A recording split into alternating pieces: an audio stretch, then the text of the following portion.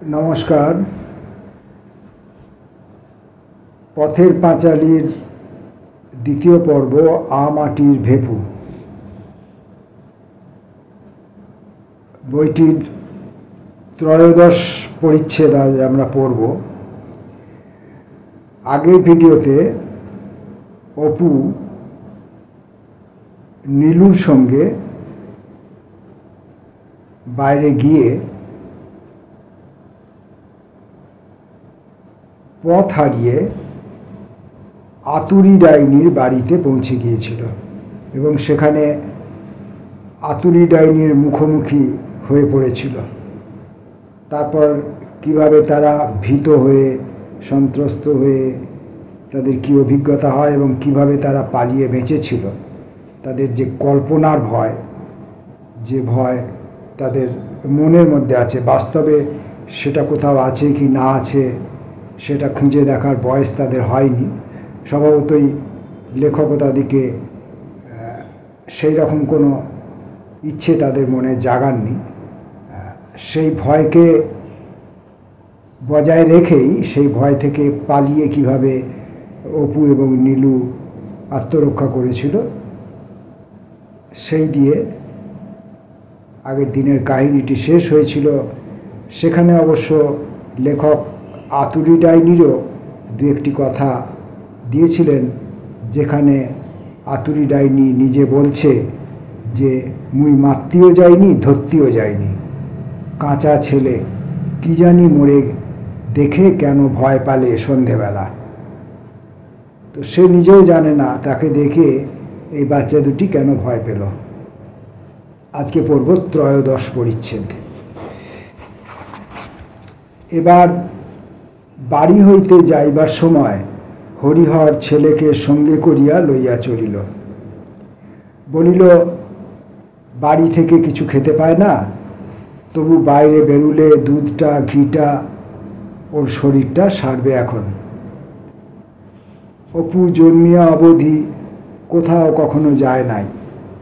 এগাইরি, বকুলতলা, গোসাইবাগান, চালতেতলা, নদীর ধারে, বড়জোর নবাবগঞ্জ যাইবার পাকা সড়ক, এই পর্যন্ত তাহার দৌড়। মাঝে মাঝে বৈশাখ কি জ্যৈষ্ঠ মাসে খুব গরম পড়িলে তাহার মা বৈকালে নদীর ঘাটে দাঁড়াইয়া থাকিত। আজ সেই অপু সর্বপ্রথম গ্রামের বাহিরে পা দিল। কয়েকদিন পূর্ব হইতেই উৎসাহে তাহার রাত্রিতে ঘুম হওয়া দায় হইয়া পড়িয়াছিল। দিন গুনিতে গুনিতে অবশেষে যাইবার দিন আসিয়া গেল।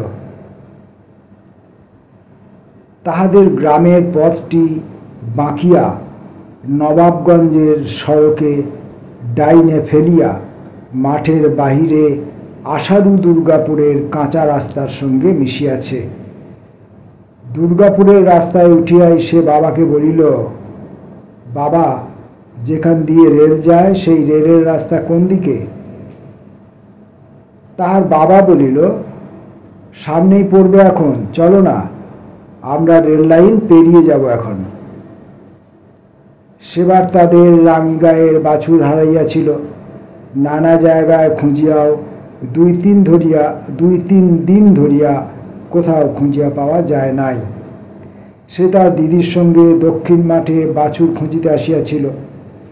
তাহার দিদি পাকা রাস্তার ওপারে বহু দূরে ঝাপসা মাঠের দিকে এক দৃষ্টে চাহিয়া কি দেখিতেছিল। হঠাৎ সে বলিয়া উঠিল, এক কাজ করবি অপু, চল যাই, আমরা রেলের রাস্তা দেখে আসি, যাবি? অপু বিস্ময়ে সুরে দিদির মুখের দিকে চাহিয়া বলিল, রেলের রাস্তা? সে যে অনেক দূর, সেখানে কি করে যাবি? তাহার দিদি বলিল, বেশি দূর বুঝি? কে বলেছে তোকে? ওই পাকা রাস্তার ওপারে তো না? অপু বলিল, কাছে হলে তো দেখা যাবে, পাকা রাস্তা থেকে দেখা যায় যদি, চল গিয়ে দেখি। দুইজনে অনেকক্ষণ নবাবগঞ্জের সড়কে উঠিয়া চাহিয়া চাহিয়া দেখিল। তাহার দিদি বলিল, বড্ড অনেক দূর, না, যাওয়া যাবে না, কিছু তো দেখা যায় না। অত দূর গেলে আবার আসবো কি করে?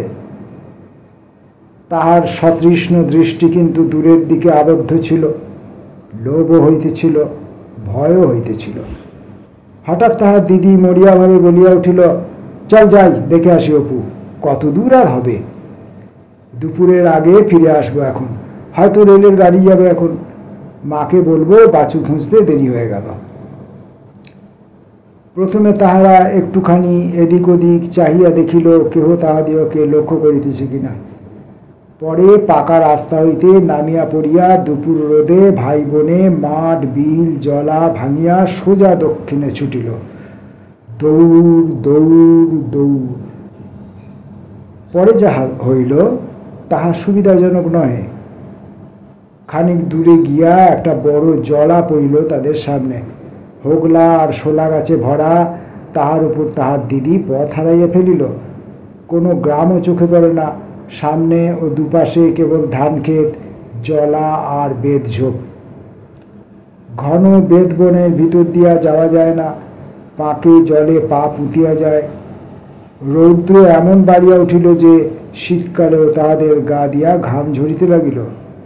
দিদির পরনের কাপড় কাঁটায় নানা স্তরে ছিঁড়িয়া গেল। তার নিজের পায়ে দু তিনবার কাঁটা টানিয়া টানিয়া বাহির করতে হইল। শেষে রেল রাস্তা দূরের কথা, বাড়ি ফেরাই মুশকিল হইয়া উঠিল। অনেক দূরে আসিয়া পড়িয়াছে, পাকা রাস্তাও আর দেখা যায় না। জল ভাঙিয়া ধান ক্ষেত পার হইয়া যখন তাহারা বহু কষ্টে আবার পাকা রাস্তায় আসিয়া উঠিল, তখন দুপুর ঘুরিয়া গিয়াছে। বাড়ি আসিয়া তাহার দিদি ঝুড়ি ঝুড়ি মিথ্যা কথা বলিয়া তবে নিজের ও তাহার পিঠ বাঁচাইল। সেই রেলের রাস্তা আজ এমনই সহজভাবেই সামনে পড়িবে, সেজন্য ছুটিতে হইবে না, পথ হারাইতে হইবে না, বকুনি খাইতে হইবে না। কিছু দূর গিয়া সে বিস্ময়ের সহিত চাহিয়া দেখিল, নবাবগঞ্জের পাকা সড়কের মতো একটা উঁচু রাস্তা মাঠের মাঝখান চিরিয়া ডাইনে বাঁয়ে বহুদূর গিয়াছে। রাঙা রাঙা খোয়ার রাশি উঁচু হইয়া ধারের দিকে সারি দেওয়া।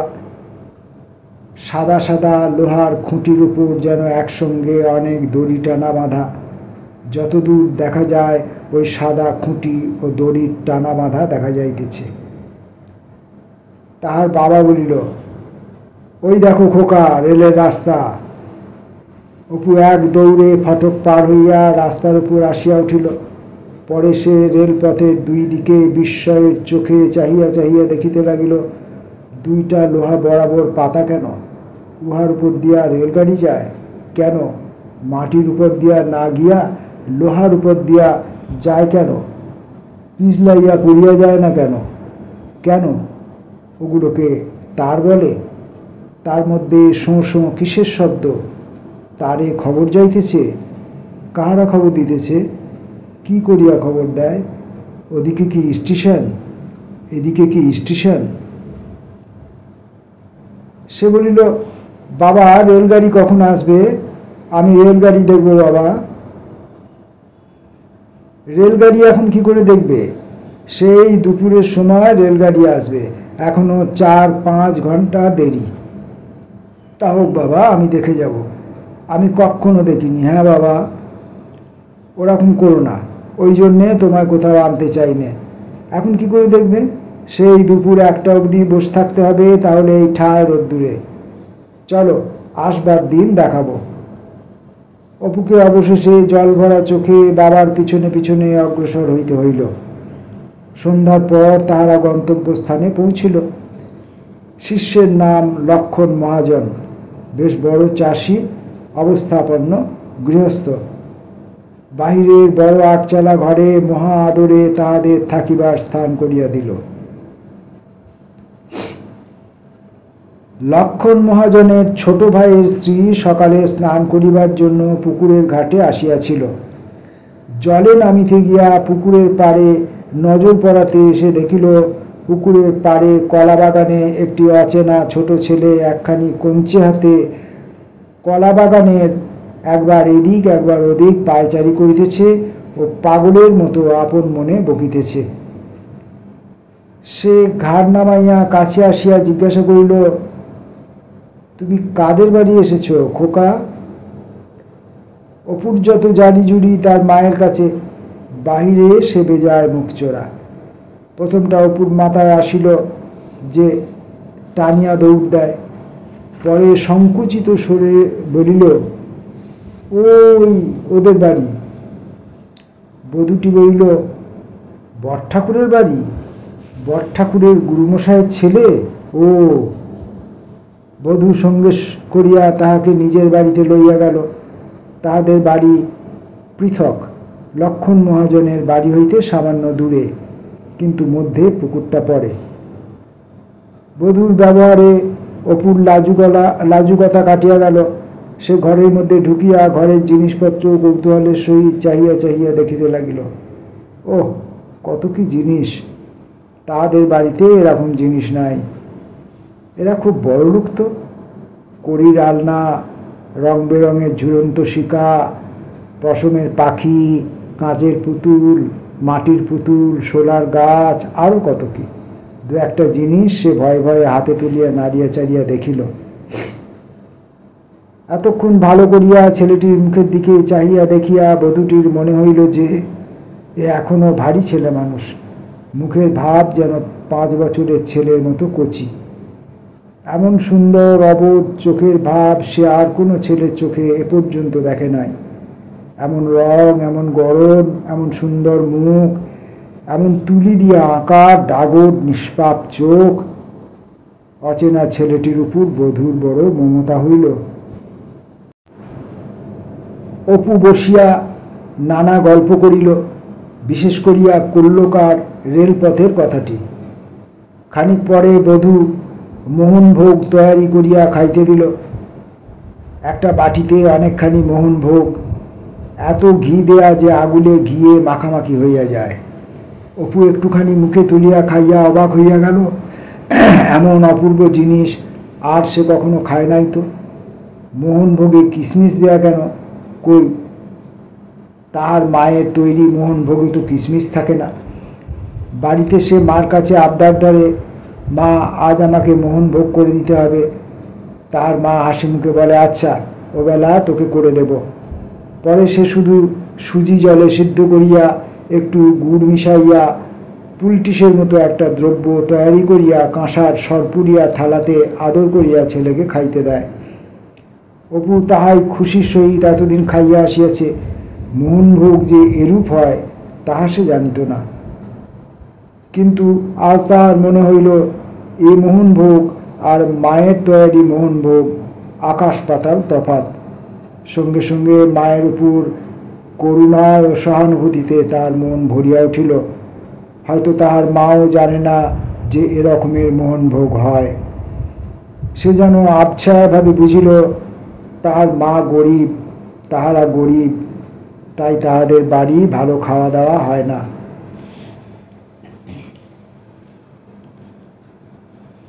একদিন পাড়ার এক ব্রাহ্মণ প্রতিবেশীর বাড়ি অপুর নিমন্ত্রণ হইল। দুপুরবেলা সে বাড়ির একটি মেয়ে আসিয়া অপুকে ডাকিয়া লইয়া গেল। ওদের রান্নাঘরের দাওয়ায় যত্ন করিয়া পিড়ি পাতিয়া জল ছিটাইয়া অপুকে খাবার জায়গা করিয়া দিল। যে মেয়েটি অপুকে ডাকিতে আসিয়াছিল তার নাম অমলা। বেশ টকটকে ফর্সা রং, বড় বড় চোখ, বেশ মুখখানি, বয়স তার দিদির মতো। অমলার মা কাছে বসিয়া তাকে খাওয়াইলেন, নিজের হাতে তৈয়ারি চন্দ্রপুলি পাতে দিলেন। খাওয়ার পরে অমলা তাহাকে সঙ্গে করিয়া বাড়ি দিয়া গেল। সেদিন বৈকালে খেলিতে খেলিতে অপুর পায়ের আঙুল হঠাৎ বাগানের বেড়ার 2 বাঁশের ফাঁকে পড়িয়া আটকাইয়া গেল। টাটকা চেরা নতুন বাঁশের বেড়া, আঙুল কাটিয়া রক্তারক্তি হইল। অমলা ছুটিয়া আসিয়া পাখানা বাঁশের ফাঁক হইতে বাহির না করিলে গোটা আঙুলটাই কাটা পড়িত। সে চলিতে পারিতেছিল না। অমলা তাহাকে কোলে করিয়া গোলার পাশ হইতে পাথরকুচির পাতা তুলিয়া বাটিয়া আঙুলে বাঁধিয়া দিল। পাছে বাবার বকুনি খাইতে হয়, এই ভয়ে অপু এ কথা কাহারও কাছে প্রকাশ করিল না। অপু অমলার সঙ্গে তাহাদের বাড়ি গেল। অমলা তাহাদের আলমারি খুলিয়া কাঁচের বড় মেম পুতুল, মোমের পাখি, গাছ, আরও কত কি দেখাইল। কালীগঞ্জের স্নানযাত্রার মেলা হইতে সেসব নাকি কেনা। অপু জিজ্ঞাসা করিয়া জানিল। নতুন নতুন খেলার জিনিস, একটা রবারের বাঁদর, সেটা তুমি যেদিকে চাও তোমার দিকে চাহিয়া চোখ পিটপিট করিবে। একটা কিসের পুতুল, সেটার পেট টিপিলে দুহাতে মিগিরুগির মতো হঠাৎ হাত পা ছুড়িয়া খঞ্জনি বাজাইতে থাকে। সকলের চেয়ে আশ্চর্য জিনিস হইতেছে একটা টিনের ঘোড়া। রানুদির কাকা তাদের বাড়ির দালানে ঘড়িতে যেমন দম দেয়, ওই রকম দম দিয়া ছাড়িয়া দিলে সেটা খড়খড় করিয়া মেঝের উপর চলিতে থাকে, অনেক দূর যায়, ঠিক যেন একেবারে সত্যিকারের ঘোড়া। সেইটা দেখিয়া অপু অবাক হইয়া গেল। হাতে তুলিয়া বিস্ময়ের সহিত উল্টাইয়া পাল্টাইয়া দেখিয়া অমলার দিকে চাহিয়া বলিল, এ কীরকম ঘোড়া? বেশ তো, এ কোথা থেকে কেনা? এর দাম কত? তারপর অমলা তাকে একটা সিঁদুরের কৌটা তুলিয়া দেখাইল। সেটার মধ্যে নানা রঙের একখানা ছোট রাংতার মতো কি। অপু বলিল, ওটা কি, রাংতা? অমলা হাসিয়া বলিল, রাংতা হবে কেন? সোনার পাত দেখনি অপু? অপু সোনার পাত দেখে নাই। সোনার রং কি অত রাঙা? সোনার পাতখানা নাড়িয়া চাড়িয়া ভালো করিয়া দেখিতে লাগিল। অমলার সহিত বাড়ি ফিরিতে ফিরিতে সে ভাবিল, আহা, দিদিটার ওসব খেলনা কিছুই নেই। মরে কেবল শুকনো নাটা ফল আর রড়ার বিচি কুড়িয়ে, আর শুধু পরের পুতুল চুরি করে মার খায়। তাহার দিদির বয়সী অন্য কোনো মেয়ের খেলনার ঐশ্বর্য কত বেশি, তাহা সে পর্যন্ত কোনো দিন দেখে নাই। আজ তুলনা করিয়া দেখিবার সুযোগ পাইয়া দিদির প্রতি অত্যন্ত করুণায় তার মনটা যেন গলিয়া গেল। তার পয়সা থাকিলে সে দিদিকে একটা কলের ঘোড়া কিনিয়া দিত, আর একটা রবারের বাঁদর। তুমি যেদিকে যাও তোমার দিকে চাইয়া সে চোখ পিটপিট করে। বধূর কাছে একজোড়া পুরানো তাস ছিল। ঠিক একজোড়া বলা চলে না, সেটাকে নানা জোড়া তাসের পরিত্যক্ত কাগজগুলি এক জায়গায় জড়ো করা আছে মাত্র। অপু সেগুলি লইয়া মধ্যে মধ্যে নাড়ে চাড়ে। রানুদির বাড়িতে মাঝে মাঝে দুপুরবেলা তাসের আড্ডা বসিত। সে বসিয়া বসিয়া খেলা দেখিত। টেক্কা, গোলাম, সাহেব, বিবি। কাগজ ধরা লইয়া মারামারি হয়, বেশ খেলা। সে তাস খেলিতে জানে না, তাহার মা দিদি কেহই জানে না। একদিন তাহার মা তাস খেলিতে যায়, তাহার মাকে লইয়া কেউ বসিতে যায় না। সকলে বলে ও কিছু খেলা জানে না। সে যদি একজোড়া তাস পায় তবে সে মা ও দিদি খেলে। সন্ধ্যার পর বধূর ঘরে অপুর নিমন্ত্রণ ছিল। খাইতে বসিয়া খাবার জিনিসপত্র আয়োজনের ঘটা দেখিয়া সে অবাক হইয়া গেল। ছোট একখানা ফুল কাটার একাবিতে আলাদা করিয়া নুন ও লেবু কেন? নুন লেবু তো মা পাতেই দেয়। প্রত্যেক তরকারির সঙ্গে খাবার আলাদা আলাদা বাটি। তরকারি বা কত! অত বড় গলদা চিংড়ির মাথাটা কি তাহার একার জন্যে? লুচি, লুচি, তাহারও তাহার দিদির স্বপ্ন কামনার পারের এক রূপকথার দেশের নীল বেলা আবছায়া দেখা যায়।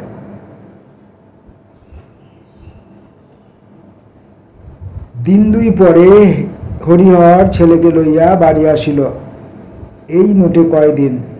এরই মধ্যে সর্বজয়া ছেলেকে না দেখিয়া আর থাকিতে পারিতেছিল না।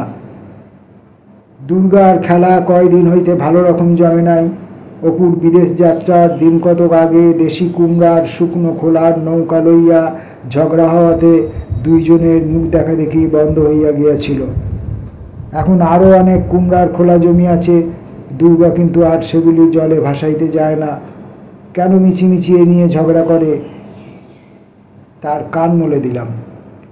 অসুরকে কেন মিছিমিছি এ নিয়ে ঝগড়া করে তার কান মলে দিলাম। দুর্গার মনের অনুশোচনা। অপু সে আসুক সে ফিরে, আর কখনো তার সঙ্গে ঝগড়া নয়। সব খোলা সেই নিয়ে নিক। বাড়ি আসিয়া অপু দিন 15 ধরিয়া নিজের অদ্ভুত ভ্রমণ কাহিনী বলিয়া বেড়াইতে লাগিল। কত আশ্চর্য জিনিস সে দেখিয়াছে এই কয়দিনে। রেলের রাস্তা, যেখান দিয়া সত্যিকারের রেলগাড়ি যায়, মাটির আতা, পেঁপে, শশা, অবিকল যেন সত্যিকার ফল। সেই পুতুলটা যেটার পেট টিপিলে মৃগীরোগীর মতো হাত পা ছুড়িয়া হঠাৎ খঞ্জনি বাজাইতে শুরু করে। অমলাদি, কত যে সে গিয়েছিল, কত পদ্মফুলে ভরা বিল, কত অচেনা নতুন গাঁ পার হইয়া, কত মাঠের ওপর নির্জন পথ বাহিয়া, সেই যে কোন গাঁয়ে পথের ধারের কামার দোকানে বাবা তাহাকে জল খাওয়াইতে লইয়া গেল। তাহারা তাহাকে বাড়ির মধ্যে ডাকিয়া লইয়া গিয়া যত্ন করিয়া পিড়ি পাতিয়া বসাইয়া দুধ চিড়ে বাতাসা খাইতে দিয়াছিল। কোনটা ফেলিয়া সে কোনটার গল্প করে। রেল রাস্তার গল্প শুনিয়া তাহার দিদি মুগ্ধ হইয়া যায়, বারবার জিজ্ঞাসা করে, কত বড় নোয়াগুলি দেখলি অপু? তার রং টাঙানো বুঝি? খুব লম্বা? রেলগাড়ি দেখতে পেলি? গেল? না, রেলগাড়ি অপু দেখে নাই, ওইটাই কেবল বাদ পড়িয়াছে। সে শুধু বাবার দোষে। মোটে ঘন্টা 4-5 রেল রাস্তার ধারে চুপ করিয়া বসিয়া থাকিলেই রেলগাড়ি দেখা যাইত, কিন্তু বাবাকে সে কিছুতেই বুঝাইয়া উঠিতে পারে নাই।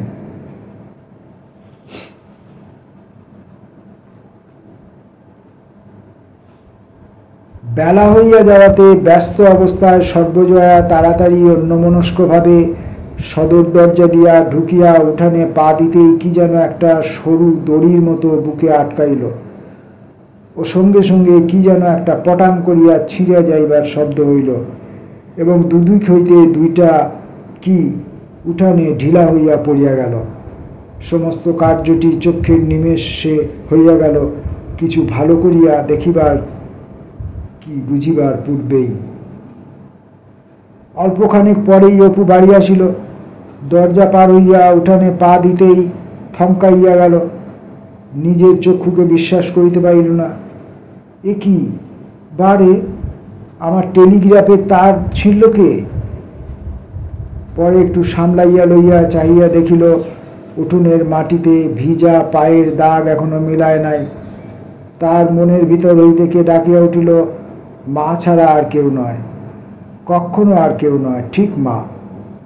বাড়ি ঢুকিয়া সে দেখিল মা বসিয়া বসিয়া বেশ নিশ্চিন্ত মনে কাঁঠাল বিচি ধুইতেছে।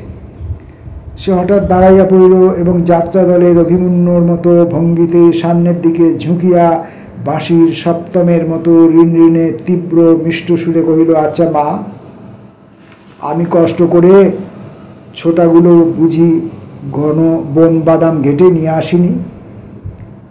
সর্বজয়া পিছনে চাহিয়া বিস্মিতভাবে বলিল, কি নিয়ে এসছিস? কি হয়েছে? আমার বুঝি কষ্ট হয় না? কাঁটায় আমার হাত পা ছড়ে যায়নি বুঝি? কি বলে পাগলের মতো? হয়েছে কি? কি হয়েছে? আমি এত কষ্ট করে টেলিগ্রাফের তার টাঙালাম আর ছিঁড়ে দেওয়া হয়েছে? না, তুমি যত উদ্ঘুটি কাণ্ড ছাড়া আর তো একদণ্ড থাকো না বাপু। পথের মাঝখানে কি টাঙানো রয়েছে কি জানি, টেলিগ্রাফ না কি গ্রাফ, আসছি তাড়াতাড়ি, ছিঁড়ে গেল, তা এখন কি করব বলো? পরে সে পুনরায় নিজ কাজে মন দিল। ওহ, কি ভীষণ হৃদয়হীনতা! আগে আগে সে ভাবিত বটে যে তাহার মা তাহাকে ভালোবাসে, অবশ্য যদিও তাহার সে ভ্রান্ত ধারণা অনেকদিন ঘুচিয়া গিয়াছে, তবুও মাকে এতটা নিষ্ঠুর পাষাণরূপী কখনো স্বপ্নেও কল্পনা করে নাই। কাল সারাদিন কোথায় নীলমণি জ্যাঠার ভিটা, কোথায় পালিতের বড় আমবাগান, কোথায় প্রসন্ন গুরু মহাশয়ের বাঁশবন, ভয়ানক ভয়ানক জঙ্গলে একা ঘুরিয়া বহু কষ্টে উঁচু ডাল হইতে দোলানো গুলঞ্চ লতা কত কষ্টে জোগাড় করিয়া সে আনিল। এখুনি রেল রেল খেলা হইবে, সব ঠিকঠাক।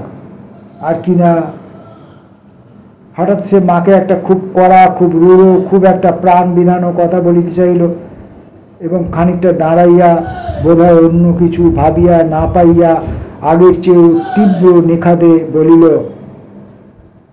আমি আজ ভাত খাবো না, যাও, কখনো খাবো না।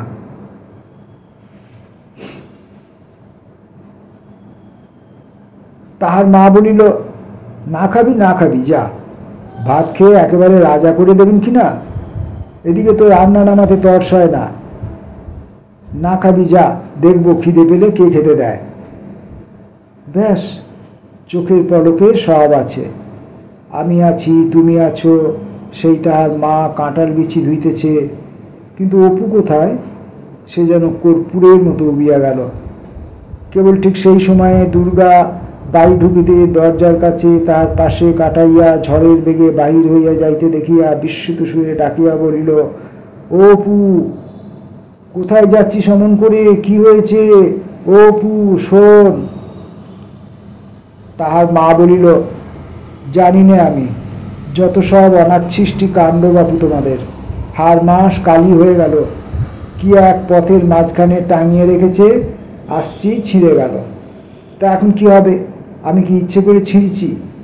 তাই ছেলের রাগ, আমি ভাত খাবো না। না খাস যা, ভাত খেয়ে সব একেবারে সবকে ঘন্টা দেবেন কিনা তোমরা? মাতাপুত্রের এরূপ অভিমানের পালায় দুর্গাকেই মধ্যস্থতা করিতে হয়। সে অনেক ডাকাডাকির পরে বেলা 2টার সময় ভাইকে খুঁজিয়া বাহির করিল। সে শুষ্ক মুখে উদাস নয়নে ওপাড়ার রায়দের বাগানে পড়ন্ত আম গাছের গুঁড়ির উপরে বসিয়াছিল। বৈকালে যদি কেহ অপুদের বাড়ি আসিয়া তাহাকে দেখিত, তবে সে কখনোই মনে করিতে পারিত না যে এ সেই অপু, যে আজ সকালে মায়ের উপর অভিমান করিয়া দেশত্যাগী হইয়াছিল। উঠানের এ প্রান্ত হইতে ও প্রান্ত পর্যন্ত তার টাঙানো হইয়া গিয়াছে। অপু বিস্ময়ের সহিত চাহিয়া চাহিয়া দেখিতেছিল, কিছুই বাকি নাই, ঠিক যেন একেবারে সত্যিকার রেল রাস্তার তার। সে সতুদের বাড়ি গিয়া বলিল, সতুদা, আমি টেলিগ্রাফের তার টাঙিয়ে রেখেছি আমাদের বাড়ির উঠানে, চলো রেল রেল খেলা করি, আসবে? তার কে টাঙিয়ে দিল রে? আমি নিজে টাঙালাম, দিদি ছোটা এনে দিয়েছিল। সতু বলিল, তুই খেলবে যা, আমি এখন যেতে পারবো না। অপু মনে মনে বুঝিল, বড় ছেলেদের ডাকিয়া দল বাঁধিয়া খেলার জোগাড় করা তাহার কর্ম নয়, কে তাহার কথা শুনিবে। তবুও আর একবার সে সতুর কাছে গেল। নিরাশ মুখে রোয়াকের কোণটা ধরিয়া নিরুৎসাহীভাবে বলিল, চলো না সতুদা, যাবে? তুমি, আমি আর দিদি খেলবো এখন। পরে সে প্রলোভনজনকভাবে বলিল, আমি টিকিটের জন্য এতগুলো বাতাবি লেবুর পাতা তুলে এনে রেখেছি। সে হাত ফাঁক করিয়া পরিমাণ দেখাইল, যাবে? সতু আসিতে চাহিল না। অপু বাহিরে বড় মুখচোরা, সে আর কিছু না বলিয়া বাড়ি ফিরিয়া গেল। দুঃখে তার চোখে প্রায় জল আসিতেছিল, এত করিয়া বলিতেও সতুদা শুনিল না। পরদিন সকালে সে ও তাহার দিদি দুজনে মিলিয়া ইট দিয়া একটা বড় দোকান ঘর বাঁধিয়া জিনিসপত্রের জোগাড়ে বাহির হইল। দুর্গা বনজঙ্গলে উৎপন্ন দ্রব্যের সন্ধান বেশি রাখে। দুজনে মিলিয়া নোনা পাতার পান, মেটে আলু, ফলের আলু, রাধালতা ফুলের মাছ, তেলাকচুর পটল, চিচিরের বরবটি, মাটির ঢেলার সৈন্দব লবণ, আরও কত কি সংগ্রহ করিয়া আসিয়া দোকান সাজাইতে বড় বেলা করিয়া ফেলিল। অপু বলিল, চিনি কিসের করবি রে দিদি? দুর্গা বলিল, বাঁশতলার পথে সেই ঢিবিটায় ভালো বালি আছে, মা চাল ভাজা ভাজবার জন্যে আনে, সেই বালি চল আনিগে, সাদা চকচক করছে, ঠিক একেবারে চিনি। বাঁশ বনে চিনি খুঁজিতে খুঁজিতে তাহারা পথের ধারের বনের মধ্যে ঢুকিল। খুব উঁচু একটা বন, চটকা গাছের আড়ালে একটা বড় লতার ঘন সবুজ আড়ালে টুকটুকে রাঙা বড় বড় সুগোল কি ফল তুলিতেছে। অপু ও দুর্গা দুজনেই দেখিয়া অবাক হইয়া গেল। অনেক চেষ্টায় গোটা কয়েক ফল নিচের দিকে লতা খানিকটা অংশ ছিঁড়িয়া তলায় পড়িতেই মহা আনন্দে দুজনে একসঙ্গে ছুটিয়া গিয়া সেগুলিকে মাটি হইতে তুলিয়া লইল। পাকা ফল মোটে 3টি, প্রধানত বিপণী সজ্জার উদ্দেশ্যেই তাহারা দোকানে এরূপভাবে রক্ষিত হইল যে খরিদ্দার আসিলে প্রথমেই যেন নজরে পড়ে। পুরাদমে বেচাকেনা আরম্ভ হইয়া গেল। দুর্গা নিজেই পান কিনিয়া দোকানের প্রাণ প্রায় ফুরাইয়া ফেলিল। খেলা খানিকটা অগ্রসর হইয়াছে, এমন সময় সদর দরজা দিয়া সতুকে ঢুকিতে দেখিয়া অপু মহা আনন্দে তাহাকে আগাইয়া আনিতে দৌড়াইয়া গেল। ও সতুদা, দেখো না কীরকম দোকান হয়েছে, কেমন ফল দেখো, আমি আর দিদি পেরে আনলাম। কি ফল বলো দেখি, জানো? সতু বলল, ও তো মাকাল ফল, আমাদের বাগানে কত ছিল। সতু আসিতে অপু যেন কৃতার্থ হইয়া গেল। সতুদা তাহাদের বাড়িতে তো বড় একটা আসে না, তাছাড়া সতুদা বড় ছেলেদের দলের চাই। সে আশাতে খেলার ছেলে মানুষটুকু যেন ঘুচিয়া গেল। অনেকক্ষণ পুরা মরশুমে খেলা চলিবার পর দুর্গা বলিল, ভাই আমাকে 2 মণ চাল দাও, খুব সরু চাল, কাল আমার পুতুলের বিয়ের পাকা দেখা, অনেক লোক খাবে।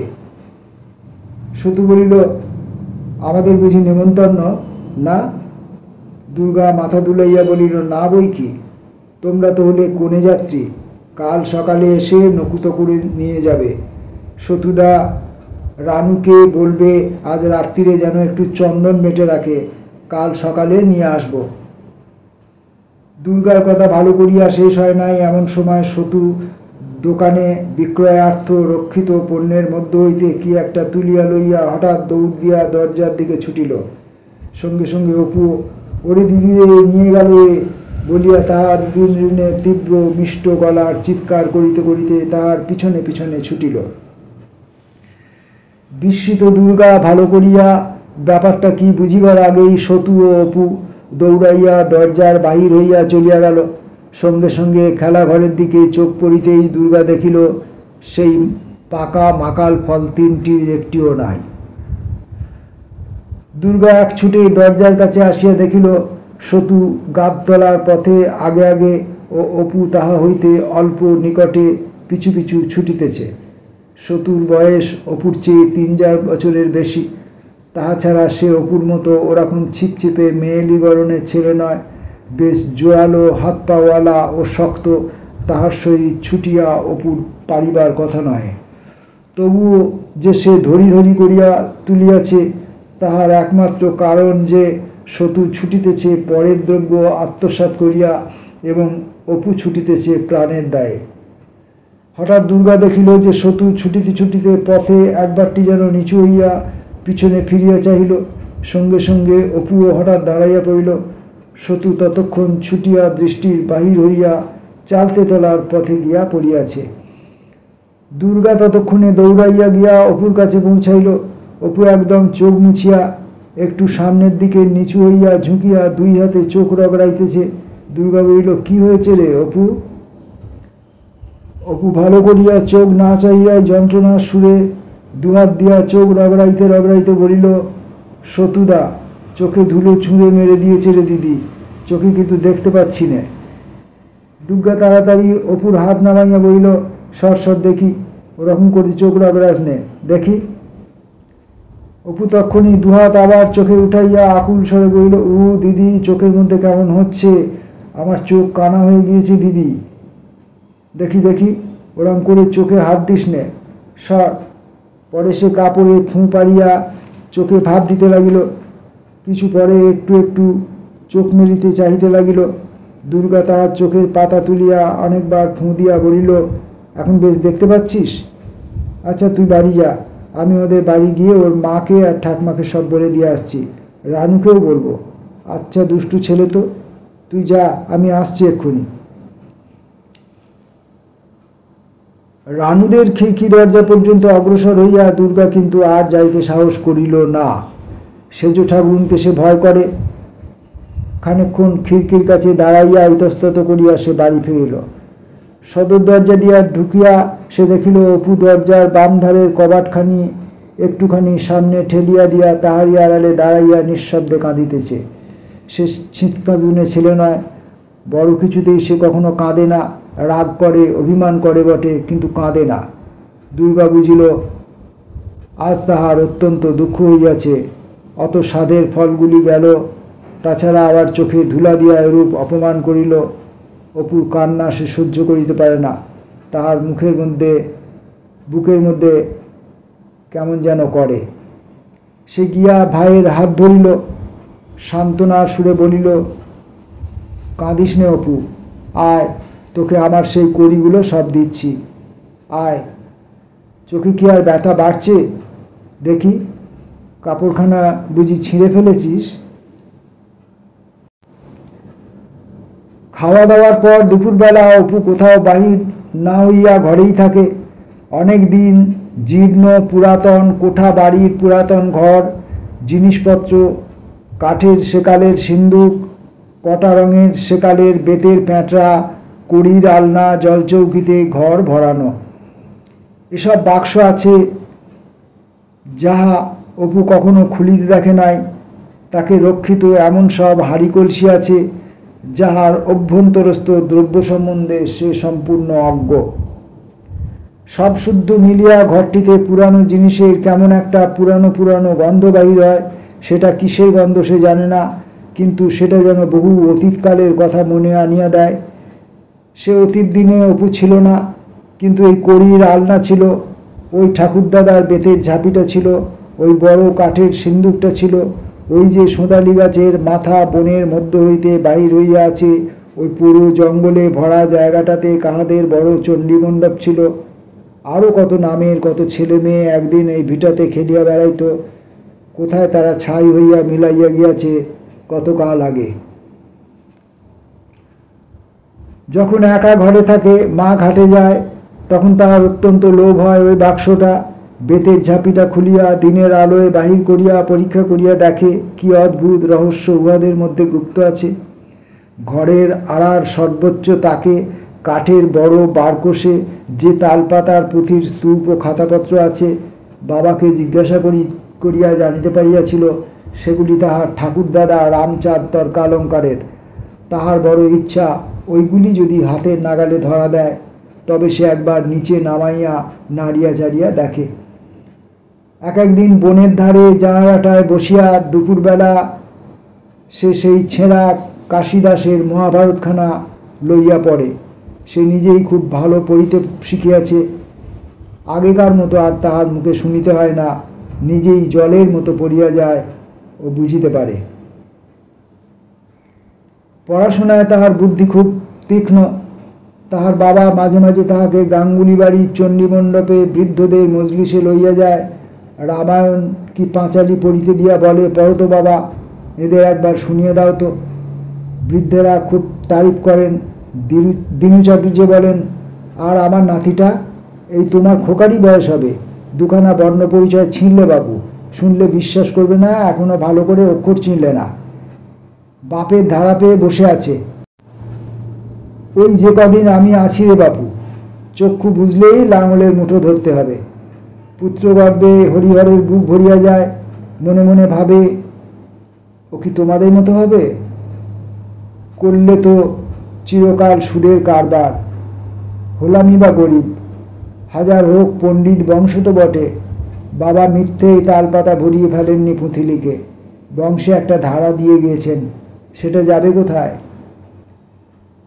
তাহাদের ঘরের জানালার কয়েক হাত দূরেই বাড়ির পাঁচিল, এবং পাঁচিলের ওপাশ হইতে পাঁচিলের গা ঘেঁষিয়া কি বিশাল আগাছার জঙ্গল আরম্ভ হইয়াছে।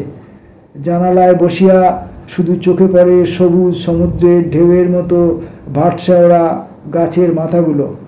এ গাছে ও গাছে দোদুল্যমান কত রকমের লতা, প্রাচীন বাঁশঝাড়ের শীর্ষ বয়সের ভারে যেখানে সোঁদালি বনচালতা গাছের উপর ঝুঁকিয়া পড়িয়াছে, তাহার নিচের কালো মাটির বুকে খঞ্জন পাখির নাচ। বড় গাছপালার তলায় হলুদ বনকচু, কটুয়োলের ঘন সবুজ জঙ্গল ঠেলাঠেলি করিয়া সূর্যের আলোর দিকে মুখ ফিরাইতে প্রাণপণ চেষ্টা করিতেছে। তাহাদের বাড়ির ধার হইতে এ বন জঙ্গল, একদিকে সেই কুঠির মাঠ, অপরদিকে নদীর ধার পর্যন্ত একটানা চলিয়াছে। অপুর কাছে এ বন অফুরন্ত ঠেকে। সে দিদির সঙ্গে কত দূর এ বনের মধ্যে তো বেড়াইয়াছে, বনের শেষ দেখিতে পায় নাই। শুধু এইরকম তৃপ্তিরাজ গাছের তলা দিয়া পথ, মোটা মোটা গুলঞ্চ লতা দুলানো থলো থলো বনচালতার ফল চারিধারে। সুরিপথটা একটা আমবাগানে আসিয়া শেষ হয়, আবার এ গাছের ও গাছের তলা দিয়া বনকলমি নাটা কাঁটা ময়না ঝোপের ভিতর দিয়া চলিতে চলিতে কোথায় যেন কোন দিকে লইয়া গিয়া ফেলিয়াছে। শুধুই বনভুদুলের লতা কোথায় সেই ত্রিশূন্যে দোলে, প্রাচীন শিরীষ গাছের শেওড়া ধরা ডালের পায়ে পরগাছার ঝাড় নজরে আসে। এই বনের মধ্যে কোথায় একটা মজা, পুরানো পুকুর আছে, তারই পারে যে ভাঙা মন্দিরটা আছে। আজকাল যেমন পঞ্চানন্দ ঠাকুর গ্রামের দেবতা, কোনো সময়ে ওই মন্দিরের বিশালাক্ষী দেবী সেই রকম ছিলেন। তিনি ছিলেন গ্রামের মজুমদার বংশের প্রতিষ্ঠিত দেবতা। একসময় কি বিষয়ে সফল মনস্কাম হইয়া তাহারা দেবীর মন্দিরে নরবলি দেন, তাহাতে রুষ্ট হইয়া দেবী স্বপ্নে জানাইয়া যান যে তিনি মন্দির পরিত্যাগ করিয়া চলিয়া গেলেন, আর কখনো ফিরিবেন না। অনেক কালের কথা। বিশালাক্ষীর পূজা হইতে দেখিয়াছে এইরূপ কোনো লোক আর জীবিত নাই। মন্দির ভাঙিয়া চুরিয়া গিয়াছে, মন্দিরের সম্মুখের পুকুর মজিয়া ডোবায় পরিণত হইয়াছে, চারিধারে বনে ছাইয়া ফেলিয়াছে। মজুমদার বংশেও বাতি দিতে আর কেহ নাই। কেবল সেও অনেকদিন আগে গ্রামের স্বরূপ চক্রবর্তী ভিনগা হইতে নিমন্ত্রণ খাইয়া ফিরিতেছিলেন। সন্ধ্যার সময় নদীর ঘাটে নামিয়া আসিয়া পথের ধারে দেখিলেন একটি সুন্দরী ষোড়শী মেয়ে দাঁড়াইয়া। স্থানটি লোকালয় হইতে দূরে, সন্ধ্যা উত্তীর্ণ হইয়া গিয়াছিল, পথে কেহ কোথাও নাই। এ সময় নিরালা বনের ধারে একটি অল্প বয়সী সুন্দরী মেয়েকে দেখিয়া স্বরূপ চক্রবর্তী দস্তুর মতো বিস্মিত হইলেন। কিন্তু তিনি কোনো কথা কহিবার পূর্বেই মেয়েটি ঈষৎ গর্বমিশ্রিত মিষ্ট সুরে বলিল, আমি এ গ্রামের বিশালাক্ষী দেবী। গ্রামে অল্পদিনে ওলা ওঠার মড়ক আরম্ভ হবে। বলে দিও চতুর্দশীর রাত্রে পঞ্চানন্দ তলায় 108টা কুমড়ো বলি দিয়ে যেন কালী পুজো করে। কথা শেষ হইবার সঙ্গে সঙ্গে স্তম্ভিত স্বরূপ চক্রবর্তীর চোখের সামনে মেয়েটি চারিধারের শীত সন্ধ্যার কুয়াশায় ধীরে ধীরে যেন মিলাইয়া গেল। এই ঘটনার দিন কয়েক পরে সত্যই সেবার গ্রামে ভয়ানক মড়ক দেখা দিয়াছিল। এসব গল্প সে কতবার শুনিয়াছে। জানালার ধারে দাঁড়ালেই বিশালাক্ষী ঠাকুরের কথা তার মনে ওঠে। দেবী বিশালাক্ষীকে একটিবার দেখিতে পাওয়া যায় না?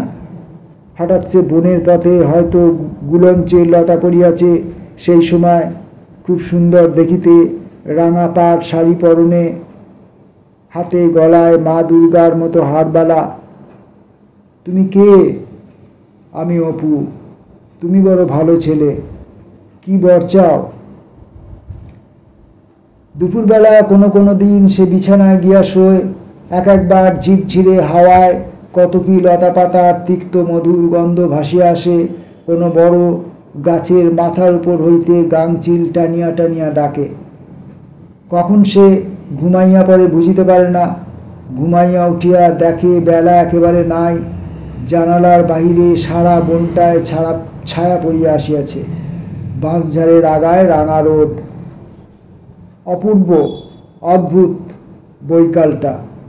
নিবিড় ছায়া ভরা গাছপালার ধারে খেলাঘর, গুলঞ্চলতার তার টাঙানো, খেজুর ডালের ঝাঁপ। বনের দিকে ঠান্ডা ঠান্ডা গন্ধ বাহির হয়। রাঙা রোদ্দুরটুকু জ্যাঠামশাইয়ের পোড়ো ভিটায় বাতাবি লেবুর গাছের মাথায় চিকচিক করে। চকচকে বাদামি রঙের ডানাওয়ালা তেরো পাখি বনকলমি ঝোপে উড়িয়া আসিয়া বসে। তাজা মাটির গন্ধ। ছেলে মানুষের জগৎ ভরপুর আনন্দে উছলাইয়া ওঠে। কাহাকে সে কি করিয়া বুঝাইবে সে কি আনন্দ?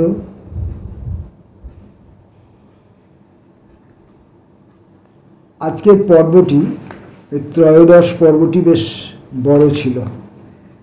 এখন কোনো বড় জিনিস আমি বেশিক্ষণ ধরে পড়তে পারি না, আমার নাগালের বাইরে চলে যায়। কিন্তু মাঝখানে এটাকে যদি ভাঙি তাহলে খানিকটা রসভঙ্গ হবে। সেই রসভঙ্গ যাতে না হয় তার জন্য টেনে সম্পূর্ণটা পড়ার চেষ্টা করলাম। অথচ আমি লক্ষ্য করলাম পড়ার মধ্যে আমি এতবার আমার নিজের কথা নিজের মুখে আটকে যাচ্ছিল এবং আমি বিভূতিভূষণের লেখার উপর আমার নিজের বক্তব্য আরোপ করতে যাচ্ছিলাম, তাতে বহুবারই রসভঙ্গ হয়েছে। এটা আমার স্বভাব দোষ, আমার চরিত্রের দোষ, আমার শারীরবৃত্তীয় একটি দোষও বটে। নমস্কার।